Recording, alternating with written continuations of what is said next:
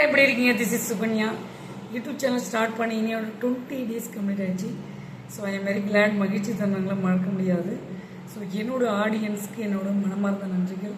So நான் எந்த விஷயத்தை ஸ்டார்ட் பண்ணாலும் this is my mom Padmavathi இவங்க நினச்சதை ஸ்டார்ட் பண்ணேன். எனக்கு ரொம்ப ரொம்ப இம்பார்ட்டண்டான ஒரு பதிவு. பூம் அருள் ஆசி தென் வந்து பார்த்தீங்கன்னா பிளஸ்ஸிங், ஆசீர்வாதம், கிரேஸ், கருணை, இது 3 தான் வந்து எதிர்பார்ப்போம் லைஃப்பில். எல்லாரும் எதிர்பார்க்கறது இது 3 தான். உண்மையா இல்லைங்களா? ஸோ வரம் என்றது சாமி நமக்கு கொடுக்கிறது, கடவுள் நமக்கு கொடுக்கிறது வரம். நாம் இந்த நொடியில் வாழ்ந்து கொண்டிருக்கிறோம், இதுவே ஒரு வரம் தான். சிறந்த வரம், வரத்திலே சிறந்த வரம். இந்த நொடியில் இந்த நிமிஷத்தில் நாம் பாதுகாப்பாக இருக்கிறோம், அதுவே பெரிய வரம். இதை விட வேறு வரம் என்ன வேணும்? கடவுள் வந்து டைரெக்டாக ஒருத்தர்கிட்ட வந்து கேட்டாராம், உங்களுக்கு என்ன வரம் வேணும்னு சொல்லிட்டு. பீப்புள்ஸ் வந்து 5 விதமாக இருந்தாங்களாம். ஒருத்தர் வந்து பார்த்திங்கன்னா, எனக்கு வந்து பணம் தாங்க தேவை, பணம் இருந்துச்சுன்னா இந்த பணம் வரத்தை மட்டும் எனக்கு கொடுத்துருங்க, அது இருந்துச்சுன்னா நான் வந்து எல்லாத்துலேயுமே சக்ஸஸ் ஆகிடுவேன் அப்படின்னாராம். இன்னொருத்தர் சொன்னார், எனக்கு நிம்மதியை கொடுங்க, இந்த நிம்மதி தான் என்கிட்ட இல்லாமல் இருக்குது, இந்த நிம்மதி இருந்ததுன்னா அந்த வரத்தை மட்டும் என்கிட்ட கொடுத்துட்டிங்கன்னா ரொம்ப ரொம்ப சந்தோஷமாக இருப்பேன் அப்படின்னு அவர் சொல்கிறார். 3வது ஆள் என்ன சொல்கிறாருன்னா, எனக்கு வரம், பெரிய வரமே எனக்கு சாப்பாடு கொடுத்துரு, 3 வேளை சாப்பாடு நிம்மதியாக சாப்பிட்டுட்டே இருக்கணும் நான் எனி டைம். சாப்பாடுன்றது எனக்கு முக்கியம். ஸோ அதனால் எனக்கு அந்த உணவை வந்து கொடுத்துருன்றார். இன்னொருத்தர் என்ன சொல்கிறாரு, சாப்பாடை விட எனக்கு ஒரு இருக்கிற இடத்த கொடுத்துரு, எனக்கு இடம் வேணும் அப்படின்னு அவர் சொல்கிறாரு. உடனே அவருக்கும் இந்த இடத்த வந்து கொடுத்துட்றாங்க. 5வதாக ஒன்று இருக்குது, அது என்னன்னு சொல்லுங்கள்? எதிர்பார்ப்பு. வரம்ன்ற எதிர்பார்ப்பை நான் எப்பயுமே எதிர்பார்த்துக்கிட்டே இருப்பேன். எனக்கு ஏதாவது ஒன்று கடவுள் கொடுத்துக்கிட்டே இருக்கணும்னு நான் வேண்டிகிட்டு இருப்பேன். எல்லா டைம்லேயும் கடவுள் கொடுத்துக்கிட்டே இருக்கிறாருன்னா உனக்கு எப்படி தெரியும் சந்தோஷம் எது துக்கம் எதுன்னு? பிரச்சனையை கொடுத்துக்கிட்டே இருந்தால் தானே நீ வந்து நல்ல பாதையில் போக முடியும். சந்தோஷம் எது துக்கம் எதுன்னு எப்படி உனக்கு தெரியும்? 5 விதமாக இருக்கு. இதில் 5 இதில் வந்து எந்த வரத்தை நீங்கள் கேட்பீங்க? ஸோ நான் கேட்குறது ஒன்றே ஒன்று தான், நிம்மதி. நிம்மதி நிம்மதி உங்கள் சாய்ஸ், இன்பமும் துன்பமும் உங்கள் சாய்ஸ். வாழ்க்கையில் பல போராட்டங்களை கடந்து வருவது, பாதையை கடந்து வருவது தான் வாழ்க்கை. அந்த வாழ்க்கையில் நிம்மதின்றது நமக்கு தேவை. நிம்மதின்ற வரத்தை நாம் கேட்போம் கடவுள்கிட்ட. மற்றவங்களாம் வந்து பார்த்திங்கன்னா அவங்கவுங்க ஒன்று எதிர்பார்த்துட்ருப்பாங்க. ஸோ நாம் என்ன எதிர்பார்த்துட்ருக்கோமோ அதை நமக்கு கிடைக்கிறதுக்கு கொஞ்சம் லேட் ஆகும். அது வரைக்கும் நம்ம வெயிட் பண்ணணும். அவசரப்பட்டோன்னா ஒன்றும் பண்ண முடியாது. அடி மேலே அடி, இடி மேலே இடி, எல்லாமே ஸ்ட்ரகிள் சோதிச்சு பார்ப்பார் கடவுள். உனக்கு எந்த டெஸ்ட்டு வச்சாலும் இவன் முன்னுக்கு வந்துடுறானு, எப்படி வச்சாலும் இவன் எந்திரிச்சு வந்துடுறானு, அவரே கன்ஃபியூஸ் ஆகிடுவார். காடை இந்த வீட்டில் இவன்கிட்ட மட்டும் வச்சுக்கூடாது, இந்த வீட்டில் இந்த பொண்ணுக்கிட்ட மட்டும் வச்சுக்கூடாது, எத்தனை அடி அடித்தாலும் சும்மா கன்று மாதிரி எந்திரிச்சு நிற்கிறான் பாரு, அவ்வளோ மாதிரி இருக்கணும். ஸோ தன்னம்பிக்கை, தைரியம், போல்டு இதெல்லாம் ஒரு மனுஷனுக்கு இல்லைன்னா நீ மனுஷனே இல்லை. அதுதான் உண்மை. உன்னை பற்றி யோசி, உன்னை பற்றி யோசி, திங்கப்படுவர். உன்கிட்ட கண்டிப்பாக ஒரு வரம் வேணும் நீ எதிர்பார்த்துட்டு இருந்தனா, நிம்மதின்ற வரத்தை தேடி நீ எதிர்பார்த்துட்டு இருந்தனா எல்லாமே தேடி உங்கள்கிட்ட வரும். சரிங்களா? அதை விட்டுட்டு பணம் பணம் கேட்குறவன்ட்ட கடவுள் மாற்றி கொடுப்பாரு. அங்கே போய் பார்த்தாலும் தெரியும், அங்கே ஃபேமிலியே கிடைக்காது பணம் வச்சுருக்கவங்கள்ட்ட. இந்த ஃபேமிலி வச்சுருக்கவங்கள்ட்ட ஒரு ஃபெஸ்டிவல் டேஸில் கொண்டாடுறதுக்கு ஒரு எக்ஸாம்பிள் சொல்லட்டுங்களா?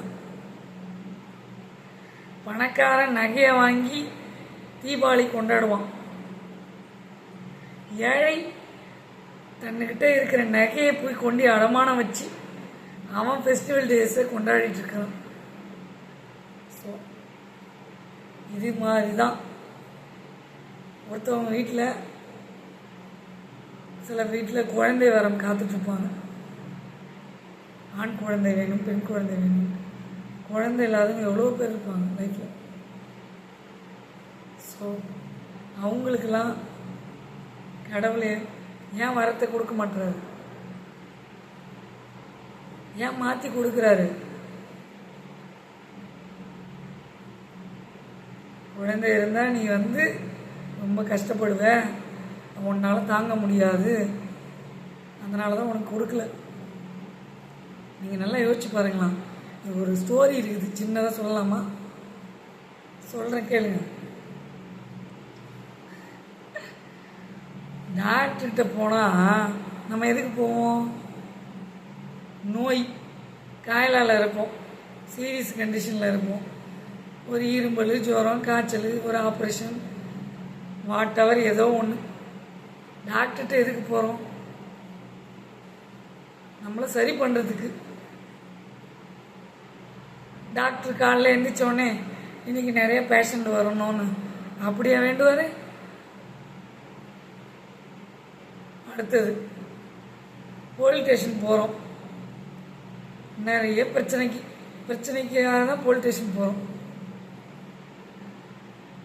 காலையில் எந்திரிச்சோடனே போலீஸ் டிபார்ட்மெண்ட்டு எந்திரிச்சு அவங்களோட டியூட்டிக்கு போகும்போது, அந்த பர்சன் போகும்போது இன்னைக்கு நிறைய கேஸ் வரணும், அடிதடி கேஸ் வரணும் அப்படியா நினச்சிட்டு போவாங்க?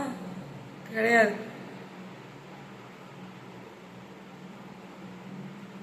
ஸோ டாக்டர் குடும்பம் வாழணும்னு நோயாளியை உருவாக்குறான் கடவுள். போலீஸ் டிபார்ட்மெண்ட் அவங்க ஃபேமிலி நல்லா இருக்கணும்னு என்ன பண்ணுறாங்க? கம்ப்ளைண்ட்டை கொடுக்குறாரு கடவுள். கம்ப்ளைண்ட் அங்கே கொடுத்தா தானே அவங்க குடும்பம் நல்லா இருக்கலாம். ஸோ இதுலேருந்து என்ன தெரியுது? ஒவ்வொருத்தவங்களுக்கும் ஒரு பிரச்சனை வருதுன்னா, கடவுள் ஒருத்தவனுக்கு பிரச்சனை கொடுத்தாலும் இன்னொருத்தன் வாழ்ந்துட்டு இருக்கான்னு அர்த்தம். நமக்கு நோயை கொடுத்தா அது மூலயமா டாக்டர்கிட்ட போய் காமிச்சு உயிரை காப்பாற்றி அவங்க மணி ஏர்ன் பண்ணி அவங்க ஃபேமிலியை பார்க்குறாங்க. அவங்க ஃபேமிலி நல்லா இருக்கு. போலீஸ் டிபார்ட்மெண்ட்டில் நம்ம ஒரு பிரச்சனைக்கு போகிறோம், கேஸுக்கு போகிறோம். ஸோ அந்த டிபார்ட்மெண்ட்னு எதுக்கு வச்சுருக்காங்கன்னா, பிரச்சனையை ஃபேஸ் பண்ணுறதுக்குன்னு சம்பளம் போட்டு அவங்கள வச்சுருக்காங்க. ஸோ பிரச்சனை வராதனால போலீஸ் டிபார்ட்மெண்ட் ஃபேமிலி நல்லா இருக்குது. ஸோ அதனால் அந்த பிரச்சனையை கொடுக்குறாரு. ஒவ்வொரு பிரச்சனைக்கும் ஒவ்வொருத்தவங்க வாழ்ந்துட்டுருக்குறாங்க. நம்மளோட பிரச்சனையில் இன்னொருத்தவங்க வாழ்ந்துட்டுருக்காங்க. இதை நல்லா யோசனை பண்ணி பாருங்க. கப்பலில் வேலை செய்கிறவன் எப்படா நம்ம வீட்டுக்கு வருவோன்னு நினைப்பான். வெளிநாட்டில் வேலை செய்கிறவன் எப்படா நம்ம நாட்டுக்கு நமக்கு பிடிச்ச சாப்பாடை சாப்பிடுவோன்றதுக்காக காத்துட்ருப்பாங்க. பலகாரங்கள் எவ்வளோ பலகாரங்கள் செய்வாங்க. அதெல்லாம் வெளிநாட்டில் தனியாக இருக்கிறவங்க செஞ்சு சாப்பிட முடியுமா? தனியாக எதுக்கு இருக்கிறாங்க? அந்த பணத்துக்காக தான். பணம் தேவைன்றதுக்காக தான் வெளிநாட்டுக்கு போகிறாங்க. ஏன்னா நம்ம நாட்டில் குறைவாக அவங்களுக்கு கிடைக்கிறதுனால சீக்கிரம் முன்னேறணும்னா வெளிநாட்டுக்கு போய் ஆகணும் அந்த கண்டிஷனில் போகிறாங்க. ஸோ அது மாதிரி தான் ஒருத்தவனுக்கு பிரச்சனையை கொடுக்குறாங்கன்னா இன்னொருத்தவங்க வாழ்ந்துட்டுருக்கான்னு அர்த்தம். உனக்கு மட்டுமே எல்லா பிரச்சனையும் கொடுக்குறாங்கன்னா உன்னால் பல பர்சன் வாழ்ந்துட்டுருக்காங்கன்னு அர்த்தம். உன்னால் பல கோடி பேர் பல பர்சன் வாழ்கிறாங்கன்னா அதையும் நீ பாசிட்டிவாக எடுத்துகிட்டு போயிடணும். பிரச்சனையை பாசிட்டிவாக எடுத்துகிட்டு போயிடணும். தன்னுடைய கஷ்டத்தில் இன்னொருத்தவங்க வாழ்கிறாங்கன்னா ஹாப்பி, என்று முதல் ஹாப்பி. யாருக்காக இது, யாருக்காக, யாருக்காக பிரச்சனையை யாருக்காக கொடுக்குறாரு? நல்லா யோசிச்சு பாருங்க. ஸோ பிரச்சனையை கொடுப்பாரு கடவுள். பிரச்சனையை ஏன் கொடுக்குறான்றது அலசி ஆராயணும். நமக்கே கொடுக்குறாருன்னு கவலைப்பட்டுக்கிட்டு அதே இடத்துல இருந்தால் லைஃப் டோட்டலாக காலி. அதுலேருந்து மீண்டும் வெளியில் வந்து உங்கள் வேலையை பார்த்துக்கிட்டே இருந்தீங்கன்னா உங்களுக்கு தானாக கொடுப்பாரு சந்தோஷத்தை. இந்த விஷயத்தை புரிதலோட அண்டர்ஸ்டாண்டிங்கோட எடுத்துக்கிட்டு பிரச்சனையை கொடுக்குறான்னா இன்னொருத்தவங்க வாழ்ந்துட்டு இருக்காங்கன்னு அர்த்தம். வாழ்ந்துட்டு போட்டுமே, விட்டு கொடுக்குறவன் கெட்டு போகிறது இல்லை. கடவுள் எப்பயுமே எல்லாருக்கும் எல்லாமே கொடுக்க முடியுமா? எல்லாருக்குமே எல்லாமே கொடுத்துட முடியுமா? சில விஷயங்கள்லாம் கொடுக்காம இருக்கிறதுனா காரணம் உண்டோ? உண்டு, இல்லை உண்டு, காரணம் உண்டு. அந்த காரணத்தை தேடி நம்மளை மாற்றிக்கிறவன் உண்மையானவன். இந்த காரணம் நமக்கே வந்துருச்சு, நமக்கே பிரச்சனை வந்துச்சுன்னு புலம்பிட்டு இருக்கவன் அப்படியே தான் இருப்பான். எந்த ஒரு சொல்யூஷனும் கிடைக்காது. அந்த பிரச்சனையிலேருந்து எப்படி ஃபேஸ் பண்ணுறது? ஒரு வாட்டி சான்ஸ் கொடுங்க. முடியலன்னா நம்மளை மாற்றிக்கிட்டு போயிட்டே இருக்கணும். இதுதான் உண்மை. வரமா வந்தம்மா, நாம இருக்கிறதே வரந்தாமா, உயிரோட இருக்கிறதே ஒரு வரந்தாமா. சாமி கிட்ட சொல்லி போட்டோம், உன்னை நெஞ்சில் வச்சுக்கிட்டேன். ஒரு அளவுக்கு தான் சாமியை வந்து கொடுப்பாரு. மேலே மேலே மேலே மேலே எல்லாருக்கும் எப்பயுமே ஹாப்பியாக இருக்கணும்னு கொடுத்துக்கிட்டே இருந்தாருன்னா கஷ்டம் எது சந்தோஷம் எது எப்படி தெரியும்? எப்படி மனுஷனுக்கு புரிதலை கொடுப்பான்? எப்போ ஒரு மனுஷன் ஓடி உட்கார்ந்துருக்கானோ, பிரச்சனையை கொடுக்குறானோ, அப்போ தான் யோசிக்கிற ஒரு திறமையை அவன்கிட்ட கொடுப்பான். இதை நல்லா யோசித்து பிரச்சனையை பார்த்து நீங்கள் ஓடாமல், பிரச்சனை உங்களை பார்த்து ஓடுற அளவுக்கு நீங்கள் உங்களை சந்தோஷமாக ஏற்றுக்கிட்டு இந்த உலகத்தில் வாழ்ந்து சிரித்து நாம் யாருக்கும் எந்த ஒரு பாரம் இல்லாமல் வரத்திலே சிறந்த வரம் நிம்மதின்ற வரத்தை முடிச்சுக்கிறேன். நிம்மதியாக தூங்குறதும், காலையில் எழுந்திரிச்சு நிம்மதியாக சாப்பிட்றதும், சந்தோஷமாக எழுந்திருக்கிறதும் தான் உண்மையான வரம். கை கால் தம்பியை கொடுத்துருக்குறான், அறிவை கொடுத்துருக்கான், கண் திறமை கொடுத்துருக்குறான், கண் பார்வையை கொடுத்துருக்கான். ஸோ எல்லா திறமையும் எல்லாருக்கும் இருக்குது. நம்மளுக்கு பிரச்சனை கொடுக்குறானா, ஏன் கொடுக்குறான், அதுலேருந்து எப்படி வரணுன்றதுக்காக தான் கொடுக்குறான். உங்களுக்கு பிரச்சனையை கொடுக்கறதுனால இன்னொருத்தவங்க நல்லபடியாக வாழ்ந்துட்டுருக்காங்க. That is my point. யோசிங்க, உங்களை பற்றி யோசிங்க. Think about yourself. நல்லா இருப்போம், எல்லோரும் நல்லா இருப்போம். வாழ்க வளமுடன். என்றைக்கும் கேர்ள்ஸுக்கு நான் சப்போர்ட்டாக இருப்பேங்க. என்றைக்குமே சரி, கேர்ள்ஸுக்கு ஃபஸ்ட்டு ப்ரிஃபரன்ஸ், செகண்ட் மற்றவங்களுக்கு. ஜென்ஸும் முக்கியம்தான். கேர்ள்ஸ் இல்லாமல் ஜென்ஸும் இல்லை, ஜென்ஸ் இல்லாமல் கேர்ள்ஸும் இல்லை.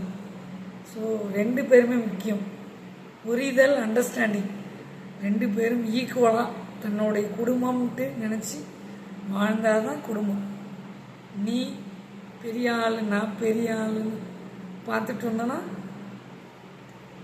இந்த வருஷம் தீபாவளி புஷ்பானம் தான். பாய் பாய். சீக்கிரம் உங்கள் சுகன்யா. சந்தோஷமாக இருங்க, ஹாப்பியாக இருங்க, போல்டாக இருங்க எப்பவுமே. Take care. எந்த விஷயம் பிடிச்சிருந்தா லைக் பண்ணுங்கள், ஷேர் பண்ணுங்கள், சப்ஸ்கிரைப் பண்ணுங்கள். சீக்கிரம் உங்கள் சுகன்யா.